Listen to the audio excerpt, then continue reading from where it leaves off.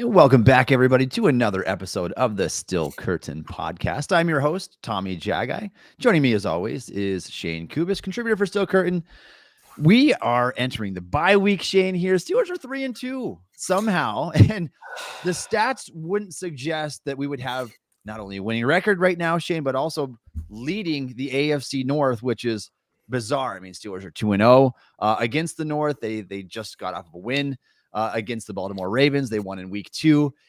Again, both of these just extremely bizarre fashion. It required 2 defensive touchdowns to come away victorious in the Cleveland game back in week 2. And so we're looking pretty right now in terms of standings. Shayne sitting at 2-0 in the division, 3-2 on the season. It doesn't feel that way though, does it? Yeah. And what a Steelers thing to do, right? Like who else, what other team could look the way this team has looked overall, have a negative 31 point differential through 5 games and be winning their division? Like who else can do this type of stuff? And like, you could sit here and say like, oh, it's luck, it's this, it's that. But like after a certain point, like this is just how this team wins, right? Like this is just what we do. And as much as we hated it, I'm sure I can speak for most Steelers fans and say that I hate the way that we win. We still have won. So there is something to say about that. We'll see if it can be kept up, throughout the year, which definitely hard to say, but it's certainly been a ride so far. I mean, the streak is continuing so far. Shayne Thomas not going to have another losing season at this rate. So, but again, a lot of fans they're kind of fed up with that standard at this point. Yeah. I get it because the offense has just not been up to snuff since 2017. And so it's kind of gone downhill every single year. We're going to get into that in some of the changes the Steelers need to make during the bye week here. Yeah. But first, Shayne, let's start with some of the news around the week. And let's first rehash this Steelers versus Ravens game in week 5. Obviously, the Steelers came out on top, but it took like a wild series of events. Like the Steelers were not scoring points. Like they had 3 points going into the fourth quarter. They blocked a punt that resulted in 2 points there. The Joey Porter Jr. Interception in the end zone was obviously critical to the game because the Ravens could have put the game on ice right there. Then you get the Alex Highsmith strip sack, and Steelers finally went and scored the touchdown there, Pickett to Pickens.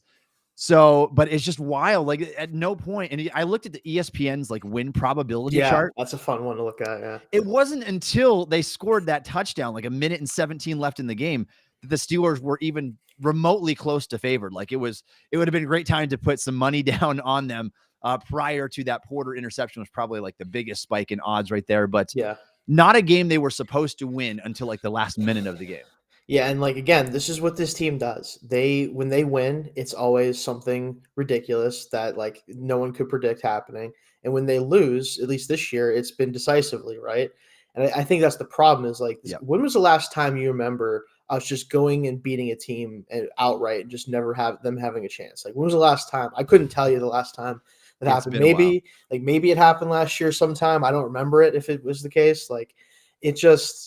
We don't put teams away. We can't just outright beat a team. And I think in this game in particular, so many things had to happen. And even at that, in the last 5 minutes or so of the game, you have the Olszewski fumble, the JPJ interception, the touchdown to Pickens, the strip, so many of the most important plays in the game happen in a 5-minute span. And that's how this team wins. The block punt, of course, which was not, last 5 minutes, but it was in that fourth quarter. Everything that needed to happen for the Steelers to win kind of all came in one whirlwind of a quarter. And that's what we do for whatever reason. Yeah. And Shayne, now we're 5 weeks into the season and the Steelers have had 3 scores come outside of their offense. And so if we look at just their offense, if we take away those defense and special team scores, the Steelers are averaging 12.4 points per game. I mean, this is rock bottom. You are right there with the New York Giants and the New England Patriots, who also suck this year. So they have to be better there, obviously. Let's keep looking at this game here for a second, though. You want to throw out some winners and losers here for us, because again, it's one of those games, Shayne, that the entire sample was not pretty at all. We did not get the job done in a pretty fashion. There were some notable performances, though, from Steelers players. So I'll let you go ahead and first. And who do you have for winners for us here? So I would say winner for sure, George Pickens, right? This is the guy that within this offense can kind of make it just work, right? Like when they go to him on the sideline, down the field, as much as we hate to see the constant sideline passes and the lack of yards after catch and whatever, it's the one trump card this team has, right? Let's just throw the ball up to Pickens, give him a shot, back shoulder, down the field. And the touchdown was a really good example of like his ability to just stack on the outside and go win on a go route is something that this offense has to rely more on just to survive. Like this is the best thing we have going for us. And he was ultimately, at least offensively, the one bright spot that really allowed us to go and get the win. And like obviously Kenny had an okay game. He didn't do anything spectacular. It was really the fourth quarter version of him that continues to show up.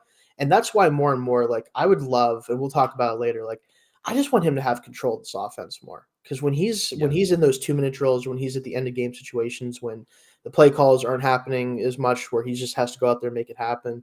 And we'll talk about the drama with that in a little bit here. But when he has the opportunity to just go make a play himself and like come up with something, that feels like the only time the offense consistently moves the football. Yeah, I agree. I mean, it's very inconsistent. Otherwise, actually, I take that back, Shayne. It's consistent at not moving. Yeah, it's consistently bad most of the time. Yeah. So other players I would like to point out here. I thought the rookies, Broderick Jones, Joey Porter Jr., obviously played a huge factor in this game. And I went back like I normally do, and I watched the game the following morning, and I was sure to go back and watch every single snap of Broderick Jones. It was a strong performance. I know that the Ravens were missing some talent in terms of their pass rushers in this game. Didn't know David Ojabo. And so, but he stonewalled Jadeveon Clowney multiple times when Clowney got a head of steam on him. Like he'd give a step, then he'd completely anchor and hold him to nothing. And so I thought it was a really strong performance by Jones. And I'd be quite honest, I think this game from Jones was better off the top of my mind than any game that I can pick out from Dan Moore over the last 3 years for the Steelers. And so there's no incentive to go back. I mean, there's no incentive to go back the other direction there. Something we'll talk about here in a little bit. And on the other side of the ball, obviously, Porter is looking like that guy that they wanted when they drafted him. And so I know the sample's still pretty small, but only played 40% of the snaps for the Steelers against Baltimore. But that's a number that needs to go up, and I'd like to see more of him. What about any losers in this game, Shayne, that you wanted to point out? For the Steelers, I have a few, but certainly for the Ravens, I need to point out their receivers. Oh, man. Yeah. Like they couldn't catch anything. Because our corners outside of Joey were losers in this game, but they could have been major losers, like the reason we lose the game type of losers. But all the Ravens receivers were like, nah, let's not help out Lamar at all. Because I know people are gonna be like, oh, Lamar didn't play well. It's like if you watch the game, he very easily could have killed us. Like it could have been a 3-scorer game by the end. Like if they caught the football, right? And I don't know if I really think that we're in their head or something. Because this team, when they don't play us, pretty much like over the past 3 years, they're one of the best teams in football record-wise. But when they play us, they just can't do it. And I don't know what it is. Like this new offense was supposed to be the difference. And it was technically, it's just that they wouldn't catch the football, right? And then obviously like Joey just manhandles Odell on the interception. Like I think Lamar's just trying to throw it up to him, hoping, hey, he can go beat the rookie. Odell just doesn't have it anymore, you can tell. But again, like that was probably the biggest loser in the game. And then, like I said, the corners for the Steelers outside of Joey, they just aren't good. Like we've talked about it for the whole season. They're just simply not good enough. And we'll get into like some changes they need to make later, and we'll talk more specifically about that. But they could not do anything against these receivers really at all. It was basically them screwing themselves up. That's what it felt like. Yeah, and you said it, Shayne. The Ravens absolutely shot themselves in the foot in this 100%. game. I mean, more so than I've seen in a long time. Oh yeah, and you look at like I'm done with the Levi Wallace apologists out there. Like please, if you just check box score stats, he's getting tackles because he's given up a ton of receptions, and he's got the 2 interceptions, which I don't want to take away from him. One was in garbage time when just the ball was lofted up there at the end of the game, didn't mean anything. But even with the picks, even if you can consider those interceptions that he's had early in the season, he's been terrible. I mean, he has been terrible. And went back and watching the second time, I cut up some of those plays. I mean, Zay Flowers creating like 10 yards of separation on him down the field. And there is no recovery speed whatsoever with him. Like, he could very well have given up 500, 600 yards on the season already at this point. Like, it's really, really bad. And so he's got to get off the field. I'm not joking, I'd rather see James Pierre out there at this point. I think that it's at least he might be able to stay a little bit closer in the hip pocket than what Wallace has been. It's just, there's nothing there. There's nothing there to like about the game really right now. And so that change has to be made. Biggest loser, I think, in that game. And he is so fortunate that they dropped some of those big Bateman balls has a on touchdown on him that, that was dropped. Flowers had like 2 deep balls. And he wasn't even close on those. No, I mean, he should have given up an additional 100 yards and a score in that game. Like, that's how bad it was. And so the grade reflected that. I think the grade probably should have even been worse than the 46 or whatever he got, because it could have been so much. The results on the field and in the game could have been so much worse. I mean, he really could have cost them the game there. Look, on the offensive side of the ball, I think Mason Cole has been really bad. Yeah, it's unfortunate. Really bad. Like, arguably the worst center in the NFL. And that was noticeable when I watched the game the second time through as well. Just has no like anchoring strength. He's looking a little Kendrick Green like these days. It's so weird. Like, I don't know what that is about or like what's changed, because it's not like he was phenomenal last year or anything, but he was I think last year he was like average to below average center, and this year is just like rock bottom. So that's a position Steelers will be eyeing for sure. You can tell why they were eyeing it so much in like that second, third round of the draft. They ended up going elsewhere. They couldn't pass on Porter, obviously, and then Benton fell kind of into their lap with the 49th pick. And so there were a bunch of players in that range, the John Michael Schmitz and those type of guys that they were eyeing, and they ended up missing out on that group. And so I would fully expect that to be a position they target with one of their top 2 picks, maybe next year. Yeah. Let's move on from the Steelers Ravens game for now. If you guys are joining us here in the live chat, please drop a question for us in the chat here. Shayne and I would love to get to your questions or hear what you have to say about the state of the Steelers right now. Let's talk some Matt Canada here, Shayne. I knew this was going to be a bad time for a home game, and it didn't really matter what the results were going to be. You knew that the guy was going to get booed out of the stadium essentially from the very beginning, and that is what happened from the very first punt, which was, unfortunately, I think the Steelers got 1 first down, and then they punted right after that. It was roaring. I mean, Acrisure was roaring with boos. And then somebody posted a video just kind of like panning the stadium there a little bit later in the game, and it was Fire Canada. And so they're out. The fan base is completely out on him. And I mean, it's not hard to see why. I do feel a little bit bad for the guy because he can't really show his face around Pittsburgh right now. But if you look at the results, Shayne, it was the first 3 series to open the game, punt, punt, punt. The first 3 series to open the second half, punt, punt, punt. I mean, those are your results there. That's not what you need. You have to be able to put together drives, and especially coming into the game and coming out of the tunnel in the second half, chalk something up. I mean, you got to put together at least like a field goal scoring drive or something. There's been nothing. Like, it's so stagnant. What do you make of all the Canada noise right now? Is it justified? Well, of course it's justified. I think this is more so than really almost any other sport. I think this is a results-driven business. You have 17 games now a year to get the job done. And even if 2 or 3 of those games fall on one coach, that's worth firing that person, right? Like, that's just how the game goes.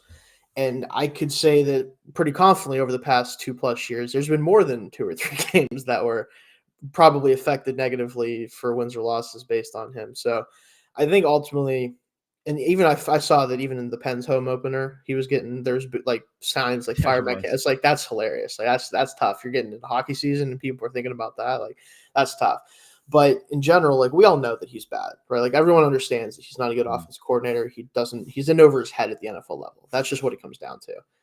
And I think the problem is it doesn't matter right now because they can continue to say what they want. But we won this game, and he's not getting fired. He's not going anywhere. This is going to be the offensive coordinator, barring something unforeseen for the rest of the season, right? Like, that's just what's going to happen. It's really about, at this point, can they work around it? Like, can the team find a way to get around the fact that he's the offensive coordinator? I think that at this point, I have a lot of reservations about that, despite the 3-2 record. But that's really what this comes down to. We can continue to talk about it. We can continue, which we will, because every game is going to be something with him, whether it's just a bad game or a stupid play call or whatever. There's going to always be something to talk about. But ultimately, it doesn't matter much because he's not going anywhere. Yeah, that's the unfortunate thing there, Shayne. And we'll talk a little bit more about him in just a second here. But I also want to talk about the other thing that's kind of blown up on around like the Twitterverse is his just completely emotionless reaction Yes, we to need to that talk touchdown. about Now, that. Yeah. I don't want to speculate because I can't pretend to know what's going through anybody's mind or anything that way. It does feel a little bit crazy that you see everybody up there in the booth. They're all hooting and hollering. They're all throwing their hands up. The Steelers had just scored. What we knew was at that time was the game-winning drive. Yeah. And Canada is just like flat face, like nothing. There's no emotion It with was, him at all. yeah. And so I do try to like put myself in his situation. Like, all right, what is possibly going through your mind right now that would make it so I mean, maybe he's already thinking about like the 2-point conversion attempt, those type of things. And so, like I said, I want to give him the benefit of the doubt here. At the same time, it does look a little bit crazy that he's not, showing any emotion at all. Yeah, the thing I want to mention with that, so there's been a lot of talk about, like, there's been so much discourse over, did Kenny change the play? Did Matt Canada call the play? From what we know, and I was looking at different folks about like their explanation for it, and all of it makes sense. And I think what happened ultimately is what Kenny said, right? He checked the protection. He moved to 7-man protection against cover 0. He knew that George was going to be running a go route. He felt like they could hit that because of the covers they were facing. So he max protected, essentially, gave himself time to throw that ball. I think that's ultimately what happened. I think the play call didn't really change outside of that very much, except maybe George wasn't the number one on that route concept until he saw that coverage, which, again, great check by Kenny. Then obviously that's on him to make that check. But if that's what was installed, then it's still ultimately, Matt Canada calling the play, right? It's one of those things where I think everyone wants to find a reason to not give him credit when credit is due. And I understand that. I really do. But I don't think that this is one of those scenarios. And more importantly, like, his reaction is what it is. Like, it is weird. It's funny. My explanation has been that he was so surprised that they scored a touchdown that he didn't know what to do. But that's beside the point. He hasn't seen a lot of those in the last 2+ years. So I don't know what it was. It may be what you said about, like, he's just prepping for the 2-point, which you will see coaches sometimes when they score like that, they go right to the play sheet like, okay, what are we calling here? What's the 2-point? And I think that's totally cool. But regardless, I'm not going to give him crap for that one because I don't think it was Kenny just free balling out there. I think he was just checking to something that they planned for if they get that look. Yeah, 100%, Shayne. And that's been verified at this point. I saw the video from Chris Mack and the explanation from Canada as well.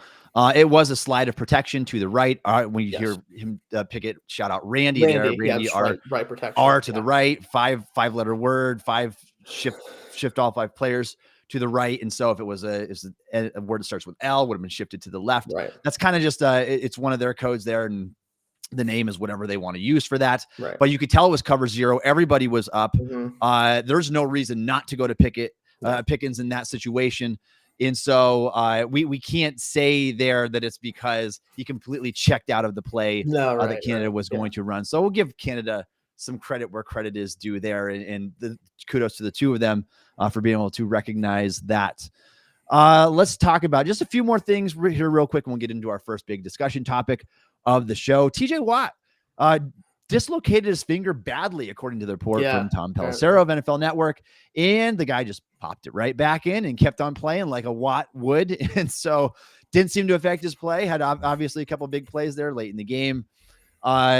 Something worth noting though, because dislocated finger, it's painful. And so, but he's not going to miss any time. And it comes at a good time where he can get it a week of rest and let it heal up a little bit.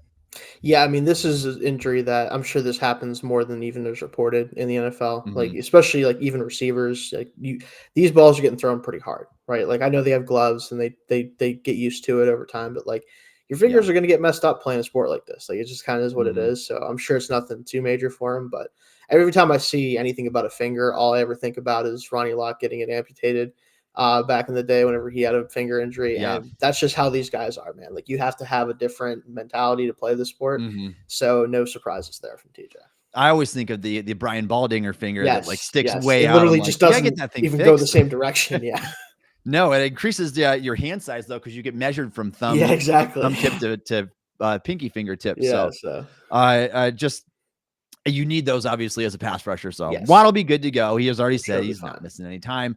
The bigger injury story though is the update that we have now on Deontay Johnson with that grade 1 hamstring pull that did land him on IR, eligible to return. He will return. He said he is going to return for the Rams game next week. So again, gets even another week off. And I think that I criticized the early bye early on, Shayne, because I'm like, I don't really want the Steelers to have to play 12 straight games without a break, plus potential playoffs running right into that without a break as well. Assuming the Steelers don't get the first round bye, which is we assume probably not if they do make it. But now looking at the way things have kind of unfolded here, how banged up they've been, Deontay Johnson, Cam Hayward, both getting soft tissue injuries. I'm actually thankful for the early bye. Now Johnson gets even another week to rest. Yeah. Hayward will be 1 week closer to his return from the groin tear. And that might still be another game or two missed for Hayward, maybe at least before he's ready to kind of come back to the field. But we know how badly they can use him. I mean, the interior defensive line has not been defending the run at all this season. So those are going to be some big additions. Glad to know that Johnson's going to be back this week or next week, excuse me. Yeah, it's going to be nice to have him back because this offense needs all the help it can get. And the one thing you'll say about Deontay, like regardless of how you feel about him, dude can get open, and they certainly need that right now. Yep, absolutely. All right, we're going to shift gears here. And again, if you are joining us in the live chat, please drop your questions for us. Shayne and I would love to get to those. All right, Shayne, let's talk about the changes that the Steelers must make during the bye week. We have several of them jotted down. I want to hear you guys' thoughts as well. Let's start right off here with the one that we've already both agreed is not going to happen. The Steelers need to fire Matt Canada. And I think that most of the fan base, 90+% at this point, probably, if I'm putting out an arbitrary figure right now, they'd probably agree with that based on the results. Shayne, we now have 39 games of Matt Canada as offensive coordinator of the Pittsburgh Steelers. It does not matter if it was Ben Roethlisberger. Does not matter if it was Kenny Pickett, Mitch Trubisky. The sample has gone increasingly down. If I were to put this in like a line graph, it's going downhill pretty rapidly here. Yeah. Maybe a few hiccups in there, but it's all downhill. I mean, like I said, 12.4 points per game. I've got some stats pulled up here as well. I got to update these for you now. All right. Let's go. All right, here we go. Brace yourself right here. You might want to mute for this part because it's ugly. So entering week 6, Shayne, the Steelers are 29th in points per game. That would go down to 30th if you're not counting the defensive scores. 29th in points per game, 20th in yards per game, 26th in yards per play, 24th in average scoring margin. They lose by an average of almost a touchdown per game. 29th in offensive EPA, 32nd in first downs per game, 17th in scoring defense, 30th in yards allowed. Those are some defensive stats there. And 9th in their EPA defense, which their defense is obviously better than their offense. For sure. And you can see that. And they've played a couple of tough teams so far. But the offensive stats are just really, really ugly, Shayne. They're really ugly. And there's no reason, I think, not to go to Canada at this point. And we said on the last pod, Shayne, the next question that will be asked is, if you fire Canada, what do you do after that? My response is, I really don't care, because I think that you've legitimately hit rock bottom at this point when you're averaging 12 offensive points a game. That's the floor. I mean, it's hard to get much worse than that in today's NFL. So I don't care who you go with as an interim coach. I don't care who's calling the plays. I have a feeling that the play progression of even what is called out of Matt Canada's unspectacular playbook is going to be better than what we've been getting. And so I think that something needs to happen. I want to see, and the main reason I want to see this, Shayne, I need to see Kenny Pickett completely disconnected from a Matt Canada offense. I need to see what he looks like if he has a little bit more control, if they run some more routes over the middle, if the play script is not so predictable in terms of Steelers are under center, they're running the ball, Miles Boykin's in the game, they're running the ball, that kind of stuff. I think they pull out those plays just at the most predictable times. And the reason to predict, you can do it from your couch at home. I beg you, next time the Steelers, they go out there against the Rams in week 7, you watch a play where Steelers are under center or with Miles Boykin and Connor Hayward on the field. Please watch that and tell me that you can't predict that it's going to be a run. It is going to be a run. And so Canada tips his hat to everything that he's doing. And that's the part that I hate even worse about his awful route combination, Shayne, is the fact that he just completely gives these tells every single time. So I do think I need to see Kenny Pickett disconnected from Matt Canada offense. And we're going to run out of time here. I mean, quarterbacks aren't given very long in the NFL anymore. The Steelers are going to start making arrangements if we don't see improvement from Pickett. We know that Canada's a problem. Pickett very well could be as well. I just need to see the two of them disconnected. Yeah, so one of the things I've seen a lot lately with the argument for or against firing Canada is you don't want to fire your coordinator midseason because of the fact that someone is going to have to come in and try to figure something out, install a new offense. Heaven forbid they would figure something out with this offense. Right, but so ultimately my problem with it is you have a guy in Mike Sullivan on the coaching staff who has called NFL offenses before, who knows, obviously, as being a coach for this team, should know this playbook, know the offense. At this point, it's not even about changing the offense because they're not going to be able to change things drastically over the course of even the bye week if they fired him or whatever may happen. It's play sequencing. Look at the Eagles right now. They're 5-0. They're great, right? The offense is not the same. And it's not because the offense is entirely different. It's not because the players are different. Like, they lost Steichen, and he's the coach of the Colts now. Like, his play sequencing, it's not just the plays that are called. It's when you call them, what situations you get into, when to push the right buttons. That's the stuff that could be improved by someone else being at the play calling head. Like, even if you call a lot of the same plays, if you can just do them differently, throw the defense off guard, do something they're not expecting, that's going to make the difference between the offense that can't do anything and maybe an offense that can do enough to get us by. And if you want the season to be as successful as possible, it will not be with Canada calling the offense. It just isn't. Like, there's got to be guys on that staff that can come in and come up with a better game plan within the offense that already exists than what he's shown. That's the ultimate problem I have with it. Like, if you want to, like, if you told me, oh, we'd have to create a new offense, then yeah, obviously that's going to be difficult and it's going to probably throw things off even more, like whatever. That's not what we're asking. We're asking to get him out of the decision-making part of it. Like, he can't be the one putting these play calls out because clearly it doesn't work. Yeah, absolutely.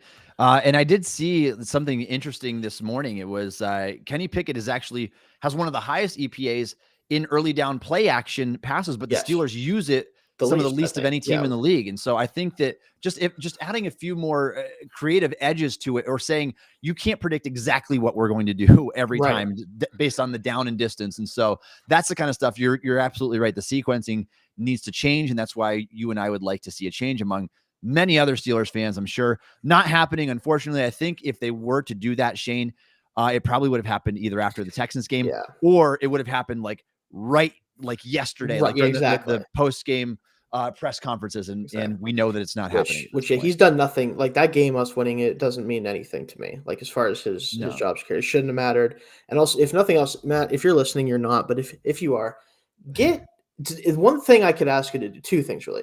Get rid of the freaking sprint out option thing or the sprint left. Like, get rid of that. Just take it out of the playbook.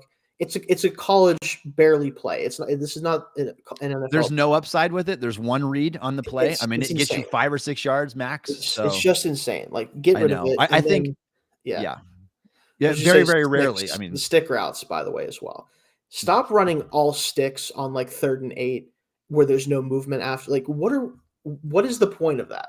Can anyone explain that play to me? Like, I've seen so many people break it down. They're like, this makes no sense. I'm like, how is everyone on the planet saying this makes no sense except for Matt Canada?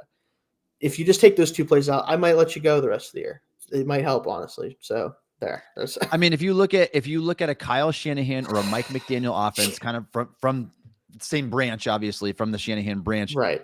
Their offenses, every single pass play is designed to get guys in space after the catch so that they can move and help out your quarterback that way. And so the Steelers are the worst last year. They were the worst in the league in yards after the catch. And so you're not aiding Pickett by throwing to the sidelines or throwing these stick routes and comebacks, stuff that is not engineered to get yards after the catch. You need to help him out in those ways. And in doing so, you're going to increase your explosive play rate. You're going to get in the red zone more often. You're going to capitalize and turn drives into points. So instead of playing for, let's try to get in 3rd and manageable, and we'll see what happens from there. So it's the philosophy is wrong. I think you can look at that it even starts higher than that, Shayne, and the philosophy from the top down needs to change. Really, we're going to move on because we could really sit here for hours. This could be a long and critiquing the Steelers play calling and Matt Canada, but we will move on. The other changes the Steelers need to make, I think one, Shayne, that's very, very obvious to me is you need to start Broderick Jones at left tackle moving forward and never look back, because I know that Jones is going to have games where he's going to be very up and down. He's going to have a few ugly reps where he either misses his assignment or his technique is really sloppy. But I will take that any day of the week over what I've seen from Dan Moore. Now, I'll give Dan Moore a little bit of credit. His early season assignments have been very, very difficult. Nick Bosa, Myles Garrett, he gets some Max Crosby on his side against the Raiders. Mm-hmm. Having said that, the results have also been equally as bad as the strength of the opponent is good. And so you drafted Broderick for a reason. He is significantly more talent. You can see that when he does have a false step or whatever, he can instantly recover, get back in front of his guy, and then he can stonewall them because he's got a lot more core strength there too. From this game that I've seen from Broderick, there's no sense in going back to Dan Moore. You know Broderick is your future. Take your lumps with him now, and that way he will be ready late in the season. He's got all this experience under his belt, and Dan Moore has the injury right now, and so Moore's not ready to be out there anyway. When he is healthy, he's your swing tackle. And if you don't want him as your swing tackle, fine. Him and Chooks can battle it out at right tackle and see what happens over there. Personally, I think they're both swing tackles, Shayne. I've said this for a couple of years now. Yeah. When you invest in the mid rounds in offensive tackles in a position as important as offensive tackle, you're likely getting swing tackles. And I think that their career paths so far have shown that both of those guys are swing tackles. Yeah, and the sad part about it is I won't be surprised if Moore gets thrown back out there when he's healthy, just because, again, I don't trust this team to evaluate the talent they currently have. Mm-hmm. And we'll get to another reason why that is with our next point. But I think they're afraid of letting the rookies go out there and just make mistakes and try to make it happen. Because again, the mindset of this team is always, we got to be the most competitive we can be. We always have to put the best players out there. I'm like, yeah, I get that, but also they're the best players at this point. Like, so even if you factor that in, like, they're just better. Like an offensive tackle, especially with the lack of depth of offensive line around the league and the lack of, ready to go players that are coming out of college nowadays, talent means so much at that position, maybe more than almost any other in the sport right now, because at the end of the day, like, you can hide your quarterback not being the best athlete or the best thrower of the football. Just look at Kyle Shanahan. You can hide, certain things about your team. When you have an offensive tackle, like, they are on an island a lot of the time, that you cannot hide them. They have to be up to snuff, and Dan Moore just isn't. And Jones might not be at times, but he has the physical ability to get away with some of the stuff that Moore can't, right? Like, that's the ultimate thing here. Is his technique, is it better than Moore's? I don't know, but it doesn't matter, because unless Dan Moore has impeccable technique, he can't hang with these guys. So I hope that they do keep that change going, and whatever happens at right tackle happens, but I do worry about it a little bit once Moore's healthy. Yeah, and I think what we've seen, Shayne, around the NFL is you have to invest high in this position. Rarely do you throw a mid-round pick at a tackle and throw a dart on the wall there and it sticks, and then you're getting a Pro Bowl level guy. Like, your expectations need to be low if you're investing in a position that is a top 3 or 4, undeniably most important position in the league. You need protectors for your quarterback. Offensive tackles, they get paid a lot for a reason. Mm-hmm. You have to invest high in these players. And when you do, typically good things happen. Now, it doesn't mean you're bust proof. It doesn't mean that Broderick Jones can't bust, because we've seen first round offense tackles bust as well. But when you are throwing late 3rd round guys, mid 4th round guys out there, which is what Dan Moore and Chooks are, you have to, you get what you pay for, essentially, Shayne. And the Steelers have gotten what they paid for. It's not that they're bad football players. It's just typically when you draft guys in the mid rounds, they probably should be swing tackles. And the Steelers should have learned that lesson by now, based on the couple of years that we've seen from these guys. And more than that for Chooks, obviously, he came in 2018, has been playing for a long time now. They need a new right tackle. Honestly, if we're being quite honest, just like they need a center in Mason Cole, you knew that wasn't going to be the option.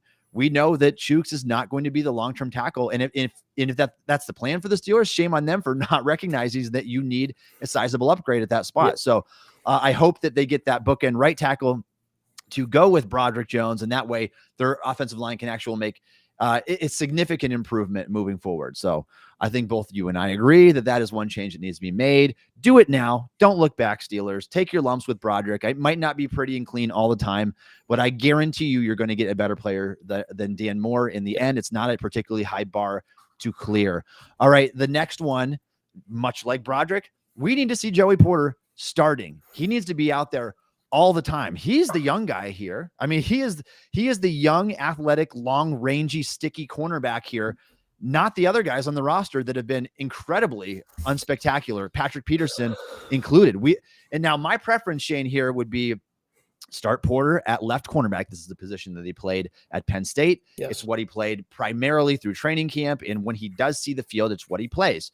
It's where he's comfortable. Don't make him change because you want to get some other personnel grouping in there. Put him where he's comfortable. He is the young guy. And he, by the way, he's your future at the position. If you land on this pick, and it certainly looks like you're going to, put him where he's going to be best at. That's the same position that Ike played. It's where Joe Hayden played. It's where their best corners over the year have played that left cornerback spot. Mm-hmm. And I don't care what you do after that. What I want to see in correspondence to that is Patrick Peterson, you're a 33-year-old veteran. You should be able at this point, because of your experience, to kick over to right cornerback in base package or in nickel, whatever we want to do. And I want Levi Wallace off the field. Like, I think that Wallace is the biggest detriment to the team right now on the defensive side of the ball. And I don't know if there's a close second. Now, I know that Peterson hasn't been good either. And so you can make an argument. Maybe Steelers should go and trade for a cornerback. I'm not opposed to that. Like, if it's something that is really going to help improve the team, then that's something they should do. Now, we're learning in hindsight, Shayne, maybe the Steelers should have paid a little bit more to keep Cameron Sutton, because I think if you've got Porter and Sutton right now, your secondary looks a heck of a lot better than it does with Patrick Peterson and Levi Wallace. And so it's also a little bit unfortunate. I was a big proponent, Shayne, of keeping Ahkello Witherspoon despite his injury history and cutting Wallace. And I was one of the few who had that take. Mm-hmm. Witherspoon is undeniably playing better than what Wallace is right now. And I think the Steelers, and the contracts were exactly the same. They both had a $4 million salary this year. I would have kept Witherspoon because I know that he had a pretty severe hamstring injury that tampered him, that brought him down a little bit last year. And so I think that I would have made the other decision there. It's in the past, doesn't matter at this point. I would get Porter on the field at left cornerback. I would kick Peterson to the right side. I would get Wallace off the field in base. And then even in nickel, I want to explore something else. I don't care. Maybe put Elijah Riley in there because Shannon Sullivan sucks too. And I just don't know what your answer is at this point. You haven't played Desmond King really yet. So maybe give him a shot there. Their secondary is very concerning still at this point, even if Porter's inserted into the lineup, but it starts there. You got to get Porter on the field. Joey Porter has allowed a 0.0 passer rating on the season, given up one reception through the first 5 games and has an interception. Yeah. So let's just talk about this a little bit. Like you said, with Joey, the sample size has been small, right? Which is maddening, but it's the case. So you can look and say, oh, well, I mean, he hasn't played that many snaps, hasn't targeted that many times. Like, of course, he's going to look good. The problem is it doesn't matter how good he ends up playing because he cannot possibly be worse than Levi Wallace. It's not possible because unlike Levi, Joey can at least run with guys. He can be close to them. I'd rather see a guy get beat by 1 yard or 4 yards than 10 yards, frankly. Because at least if he gets beat by 2 or 3 yards, he could probably still make a play, especially because he's got go-go gadget arms on him. Like the potential for plays to be made, regardless of the situation, is always higher with him on the field compared to any other corner on this team. And again, is he going to get beat sometimes? Absolutely. He's not going to probably have like the Sauce Gardner-esque type of season if he gets full playing time. It just doesn't happen in the NFL much. But again, my whole thing, and it goes back to Broderick Jones, it goes back to, we're going to talk about Benton here next. At some point, it doesn't matter if these guys are ready or not, if they're still better no matter what. Like at that point, you have to just put out your best players. And if they're rookies, it doesn't matter. Like this is an opportunity for a season where, yeah, you're 3-2, you're leading your division. It's fake. We know it's fake. Even if they continue this throughout the year, it's not sustainable football. You can't win games the way they've been winning them over the course of a whole season and then also expect to do anything in the playoffs. We just saw the Vikings, what happened to them last year, and now we see how they're playing this year. Like this stuff is cyclical. You can't expect it to continue. Put your best guys out there. And right now, Joey's the best guy. Now, yeah, do I care particularly how you formulate the secondary around that move? Not really, because I don't know how much of a difference it's going to make. But him being out there is the only difference we care about. Yeah, absolutely. I mean, it's very, very easy to see. I mean,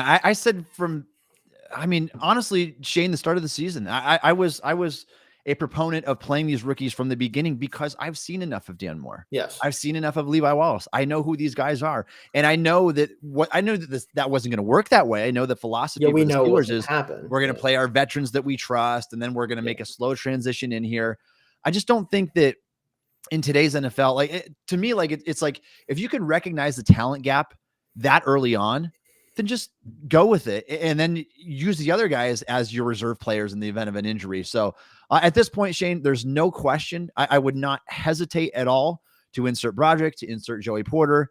And those are changes that need to be made right now. And I will be very disappointed if the Steelers don't do those things after the bye. Like if we're still going and we're going against the Rams and Porter's playing like 30 to 40% of snaps, I'm going to be like, Terrell Austin, what are you doing? Mike Tomlin, what are you doing? Why after what we've seen from Porter so far, albeit a small sample size, and the incredibly negative play we've seen from Wallace out there, why are we not making this switch? Like you have to do what is best for your team. Yeah. Age does not matter. Seniority does not matter. The time that you spent with the team does not matter at this point. Just make the switch, do what's best for your team. Going with the theme here with the rookies, Keanu Benton needs an increased workload. Like I'm done seeing this guy play like 36, 38% of snaps. Cameron Hayward's out. He's going to be out for a couple more weeks. Play Benton. It's very easy to see, Shayne, and you could almost make the argument even from week one. Without Hayward, Benton is the best interior defender on this team. I would love to have an argument with somebody that thinks otherwise because Larry Ogunjobi is not a good run defender. Neither is DeMarvin Leal. And all these other guys have weaknesses. Benton is the most complete player already. As a 22-year-old rookie, he is the most complete player out of any of these interior defensive linemen not named Cam Hayward, who's only played like 14 snaps this year before he had the groin injury. Play Benton. It does not matter his youth and inexperience at this point. You can tell that he's going to be that guy, not the other guys that you're trying to force to be the guy that we've seen enough of already. So that I have a beef with the way that the Steelers are approaching this rookie class. Like we said at the time, and so did the rest of NFL media, the Steelers crushed this draft class. And I think that usually when you see that on paper, Shayne, it typically lines up because the last time I felt this good, and I felt even better about this one, honestly, but the last time I felt remotely this good about a draft class for Steelers was 2017. Yeah. When they drafted TJ Watt and Juju Smith-Schuster and Cameron Sutton. And I really like that class. I like this one on paper even better than that class. Now, obviously that one produced a Hall of Fame talent like TJ Watt. Right. We're probably not getting that here. Yeah, tough to deal with that. Yeah. But the depth and just the excellent value you got at every single place across the board, it showed me very early on, this class needs to be out there. They need to be contributing to this otherwise kind of untalented team that needs a boost in talent here. So we're seeing that. We've seen it with these top 3 picks and all 3 of these guys. They need to get on the field. They need to play much, much more, Benton included. Yeah, and if you've watched this show for a long time, or if you watched our draft coverage, you know how I feel about Keanu Benton, right? Everybody knows, Wisconsin fan, whatever, bias. And sometimes that's the case, but like, hey, 2 of our best players right now played for Wisconsin, and another one who's on the bench who doesn't have to play that much because we have great edge rushers. Like, that's all I'm saying. But Benton, again, you talked about it. He's the only guy that is a Cam Hayward facsimile. Like you could put him out there and go, okay, you can get a lot of the stuff that he does for this team, just not to the same extent because obviously Cam Hayward is Cam Hayward. Yeah. But why we don't do it is, again, beyond me. Like I really would love to sit down in a room with Terrell Austin and be like, listen, what is it about these 2 players that you're like, I just don't know if they can handle full snaps? Are they just not like, it can't be a conditioning thing, at least with Joey, right? Because obviously I'm sure he's in great shape. Benton played a ton at Wisconsin at times. Like, it's not like he can't handle more snaps. Like, is it just simply they're rookies? Is it the fact you feel more comfortable with the veterans? Like, because we're not seeing it on the field. Like, they are clearly better players when they're on the field than the other guys. So I'm hoping that change happens. I hope Adams isn't on the field as much. We get more Benton out there. But we just have to hope. It's very similar as the other 2 positions that we already mentioned, Shayne. Yeah, in Benton, I just looked it up to confirm, has played 38% of the team's total snaps right now. Benton is the 17th ranked interior defender in the entire NFL, rookie or otherwise. And so you use grades with a grain of salt, whatever you want to do. But I'm telling you, as somebody that's gone back and watched every Steelers game 2 to 3 times each, it matches what the grade suggests. Really is multiple tiers higher then the next best guy, whoever that is right now, it could be Ogunjobi, Leal. I mean, they're good at certain things. Benton is easily the most complete player among them. For sure. And he's probably honestly the best pass rusher among them as well. I personally think Benton so. Yeah. He's just a better player. And there's a reason why the Steelers took him in the second round with the 49th overall pick. This guy needs to see more snaps. I want to personally, Shayne, I want to see him up in the 80% range. Like he needs to be. Yeah. I would love nothing more if Benton, a different type of player a little bit, but if Benton can be your Tuitt to the Hayward, we need that Tuitt to the Hayward. We haven't had that since Tuitt's retirement. He has a ton of promise, and I think that he's looking like he could be that guy that carves out like 80% of snaps. Absolutely. Yeah. All right. Next thing that I think needs to happen, Shayne, during this bye week, the Steelers need to loosen those reins. You need to hand more control of the offense over to Kenny Pickett.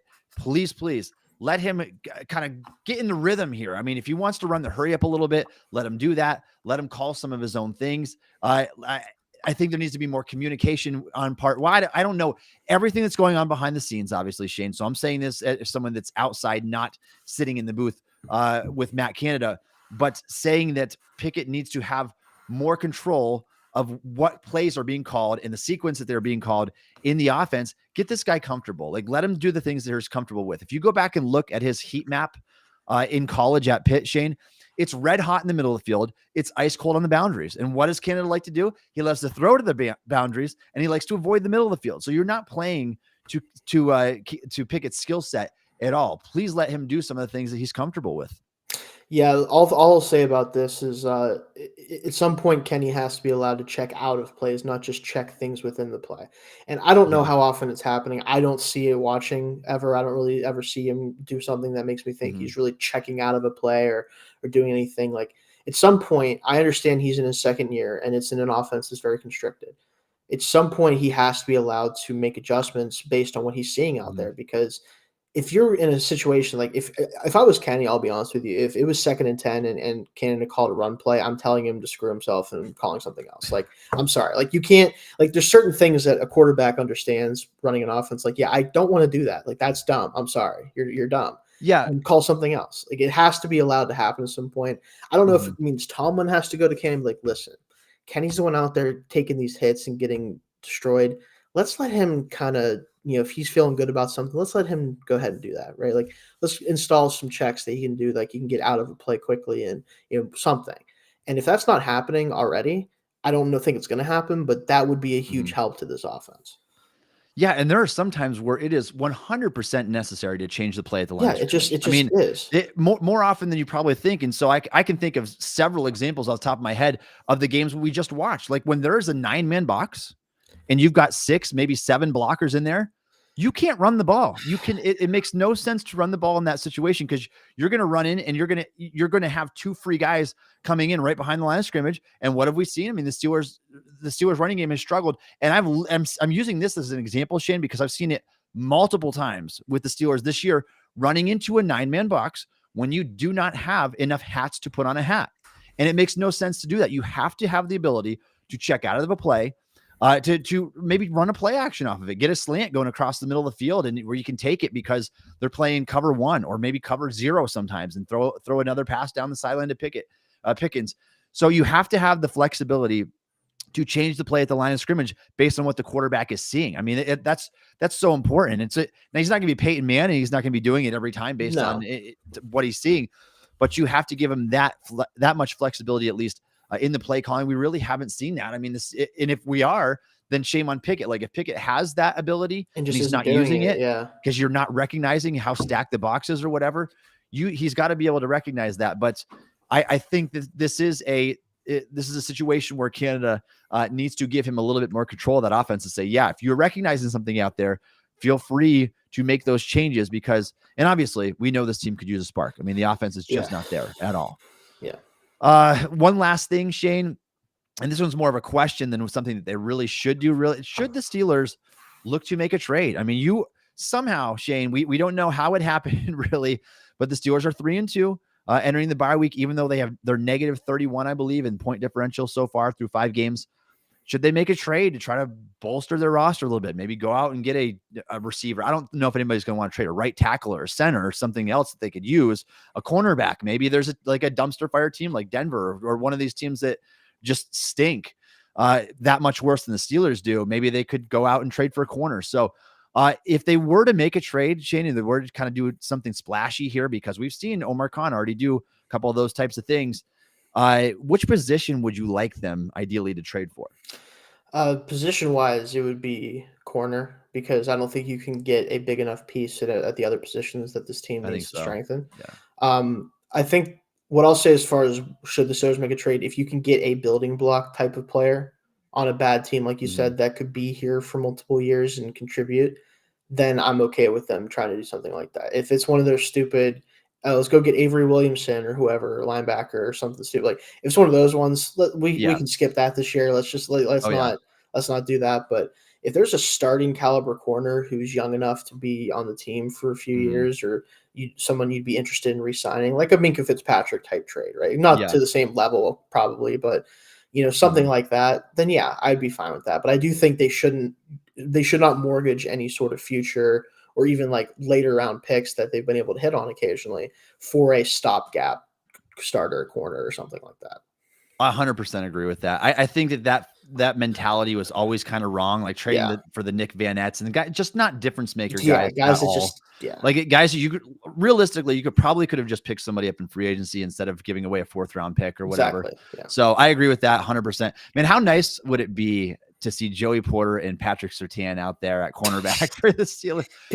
Denver's not going to give up one of their only good assets on their entire team. But that's super wishful. But something I agree. I think that you have to go like get that big level, but a guy that is really, really safe, that you're going to feel really confident that you have a significant upgrade out there. At the same time, the draft capital is going to be important because Steelers have a lot of needs still. They do. So if you're not getting like a surefire thing, I'm okay with kind of skipping out on the trade this year, because I mean, hate to break it to you, I don't feel like the Steelers are a Super Bowl contender right now off of everything that we've seen. We can say that. I think the evidence suggests they're more like the 25th to 28th best team. Unfortunately, that doesn't mean they can't turn it around, Shayne, but so far things have not been great on paper. We'll see if it can get any better. All right. If you are a fan of the Pittsburgh Steelers and you would like to support the Steel Curtain podcast, please consider subscribing to the Steel Curtain podcast on YouTube. We appreciate all of your support. And once again, if you are here with us in the live chat, please drop your questions in the chat. Shayne and I would love to get to those for you and jump in with your some conversation here. All right, Shayne, let's reflect on what we've seen so far from the Pittsburgh Steelers over the first 5 weeks of the season. And then you and I are going to close out today's show. We normally give our game prediction. The Steelers don't have a game this week, obviously. So let's give our updated record prediction in how things will close out for the season based on the first 5 games and what we've seen so far. All right, let's start with, though, early season winners and losers. We talked about some of these from particularly the Ravens game. Let's look at the whole season sample size. I think the winners are very, very easy to point out, Shayne, but I'll go ahead and let you go first so I don't take yours. I mean, the edge rush duo, man. I mean, that's what we need to talk about the most of the winners, right? Not to say that there aren't other winners on the team, but these two are almost entirely responsible for the Cleveland Browns win, and they're very, very instrumental in the other 2 wins as well, right? Like and I've said this before, not on just this show, but other shows everywhere I go that I talk about this team. This team goes as the pass rush goes. When they can affect the game, they have a chance. When they can't, or whenever they're not given the opportunity to, they probably won't win.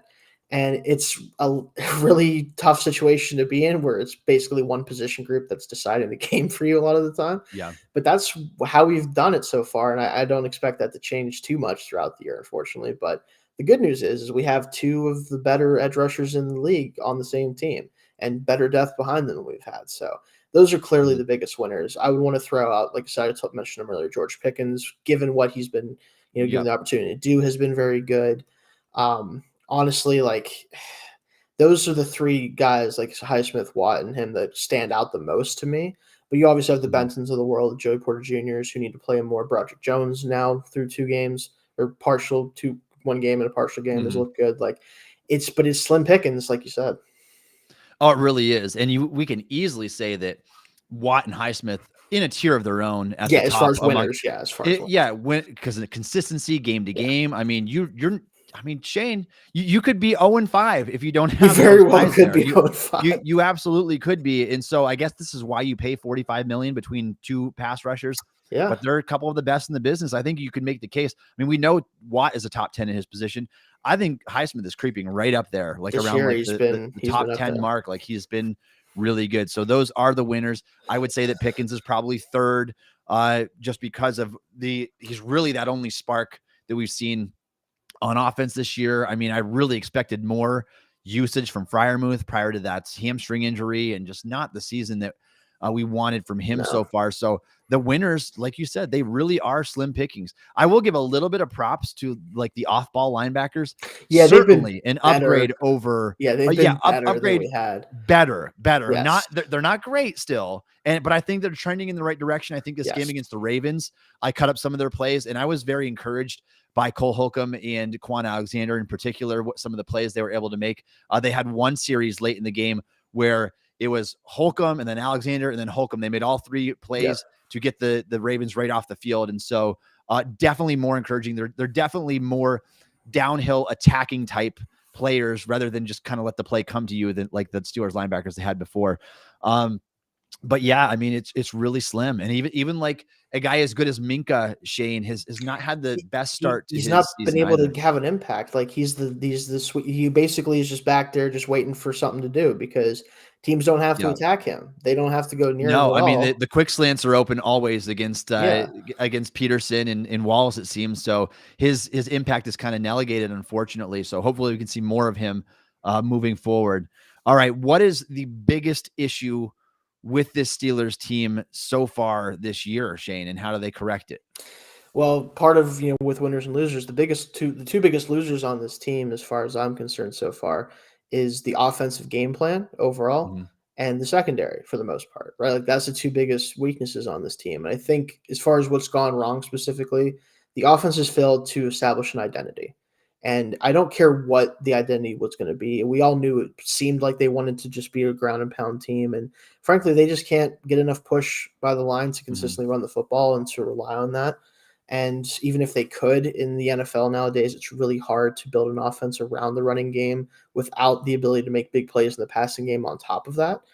And again, they just haven't established anything of an identity. And then the secondary, like we talked about Minka's still great and everything, but they've been so bad at corner that his impact is mitigated. And I think that's one of the problems with the safety position is it does have the ability to be devalued if you're playing in a defense that doesn't force the ball into their hands. Like if you don't have the opportunity to go and make plays as a safety, it's really hard to impact the game the way that you'd want.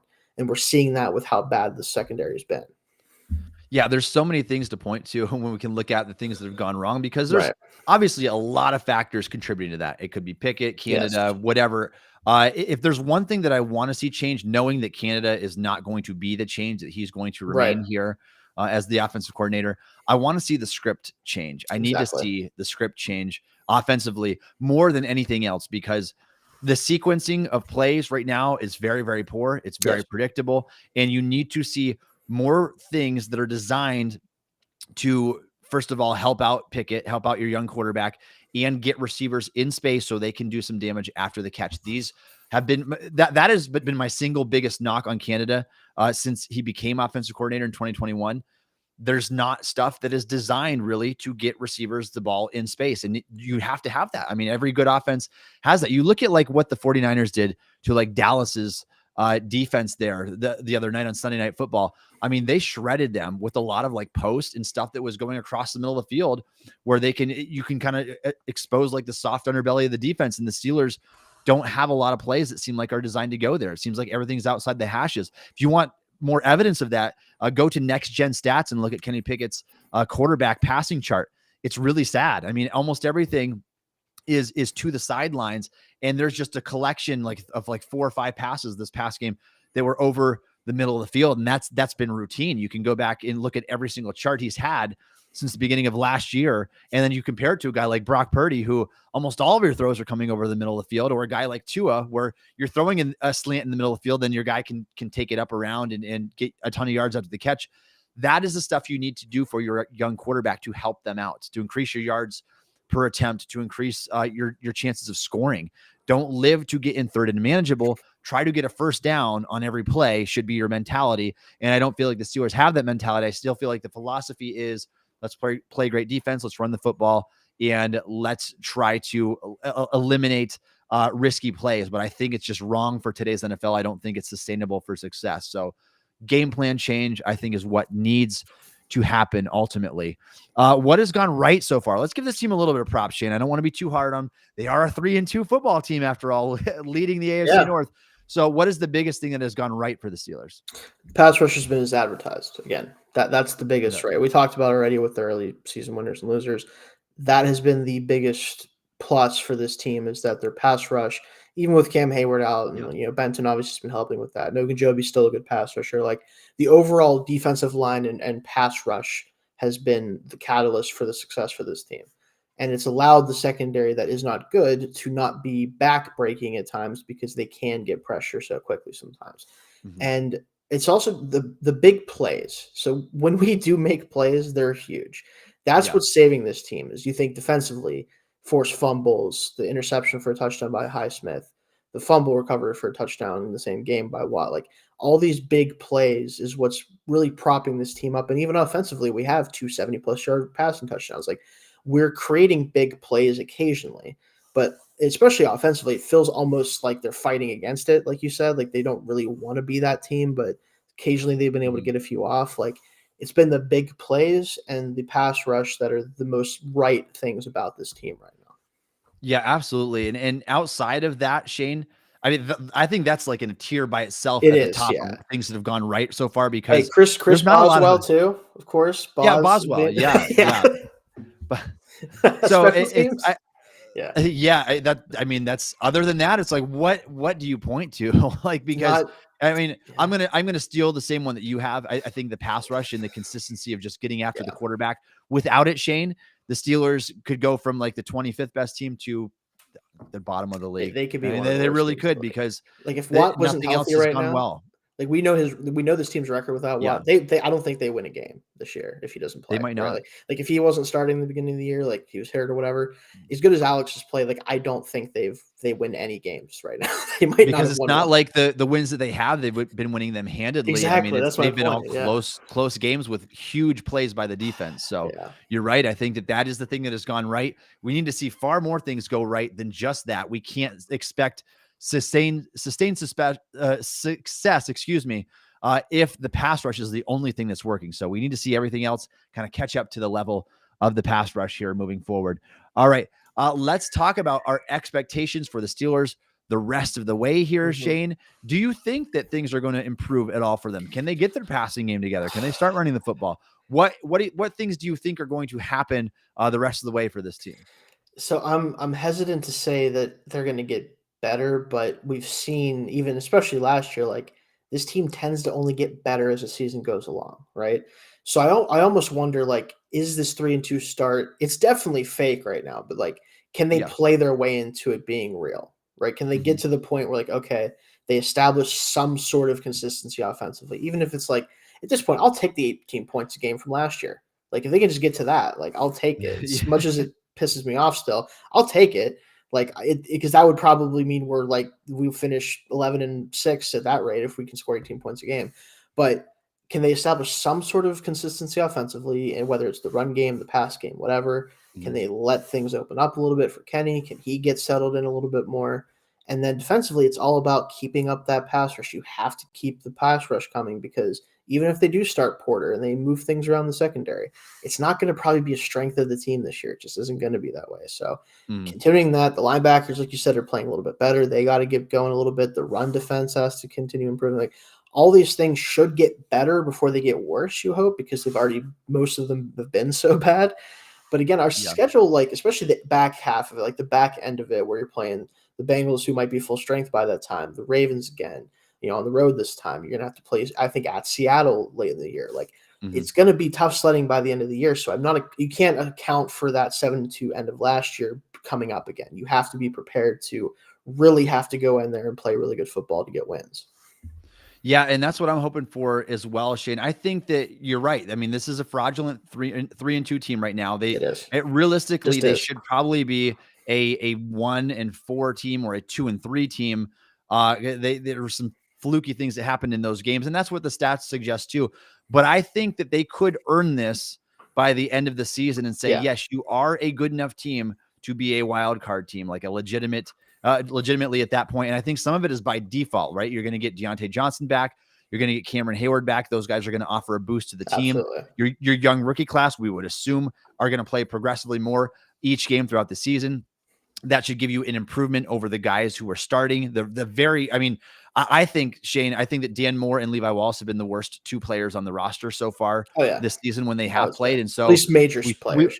We drafted their two replacements, fortunately, at very important positions. And so we can assume that the sample would be better there moving forward. So I think in a lot of ways, kind of by default, and not only that, Shane, but I think just the chemistry, like between the offensive line, getting these guys all together. You do have a young offense still.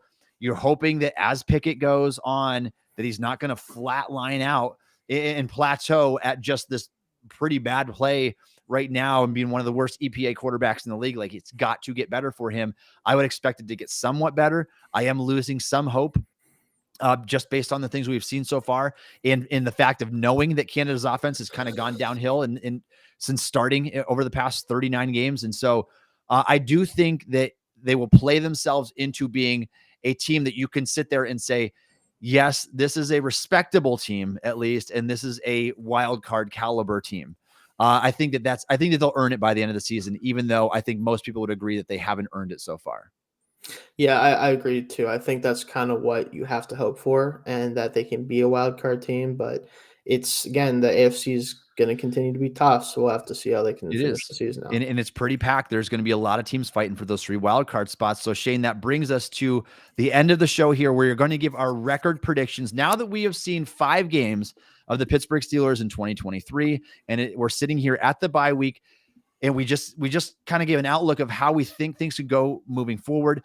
Shane, give us your updated record prediction for the Steelers and how they finish. Are they going to make the playoffs? Are they going to win a playoff game? What do you think is going to happen? So at this point, with what I've seen from this team, I think that, unfortunately, they're going to have the exact same record they had last year at 9-8. I think that realistically, they're going to finish the season 500 the rest of the way, 6-6. It's going to be some really tough games down the stretch. I wouldn't be surprised if they're 8-6, 9-5, or something along those lines near the end of the season, and they have that rough end of season schedule. Going to Seattle, like I talked about, the Ravens again. I think the Bengals again. Like, those games are going to be very tough, and I think all of those teams are going to still have things to play for and are just better than us right now, realistically. Like, even this Ravens game, like, we know that if 3 or 4 balls that were dropped or caught probably don't win this game. Like, that's the reality of it. And you could say, oh, coulda, shoulda, woulda, and you're right. Like, the win counts. It is what it is. But when you're projecting out the rest of the year, you can't expect every team to drop 7 balls in a game. Like, it's just not going to happen. So I think they can finish well enough to still be in the race. 9-8 in the AFC. I don't know if you're in the playoffs. I think you're kind of right outside, looking in kind of like they were last year. But it really comes down to how the rest of the AFC shakes out. Yeah, Shane, I had the Steelers as soon as the schedule was released. I had them going 9-8. I did a game by game breakdown. I'm sticking with 9-8 because I think that it's very reasonable based on what we've seen so far. I do think the Steelers play like a better team, but they're also going to drop some games that they probably should win as well. I think that it's just trending towards one of those seasons. Like, they just feel like a very mediocre, right on the outside looking in type of team. And you said it, 9-8 is certainly not guaranteed to get you into the playoffs. It didn't last year for the Steelers. And it could be one of those situations where it comes down to a bunch of tiebreakers in the AFC at the end of the season. And Shane, if they were able to get in, I would assume that Steelers would grab probably the last wild card spot. Right. And if that means that you're going against a Miami or something like that, I mean, you can kiss that season goodbye. There's no way you can match up with a team like that. They just don't have the firepower. And so I think the biggest thing that we need to see moving forward, Shane, is the Steelers legitimately have to get twice as good on offense. And that's not an exaggeration. You're scoring 12 points a game on offense. Your quarterback is the worst in the league in EPA. You legitimately have to get twice as good on offense by the end of the season that you are right now to even give yourself a shot to win a playoff game this year. Otherwise, I mean, there really is no hope, unfortunately, unless you get one of those wild games where Watt and Highsmith are each getting a touchdown or something like that. Right, Because exactly. you're not going to be able to beat these AFC teams otherwise. Unfortunately, that's kind of the way that it feels like for us right now. If you guys have a different opinion, please let us know what that is. You can go and drop it in the comment section. Remember that Shayne and I are here live every single Wednesday on the YouTube channel. Please mark that down on your calendars. Come join the conversation. We'd love to have you. Thank you all for joining us on the show today. You can follow Shayne on Twitter at Shayne Kubas. You can follow me on Twitter at Tommy Jaggi. You can download the Steel Curtain podcast wherever you get your podcast. Also check us out on YouTube. Or ask Alexa to play the Steel Curtain podcast. And thanks for listening to the Steel Curtain podcast.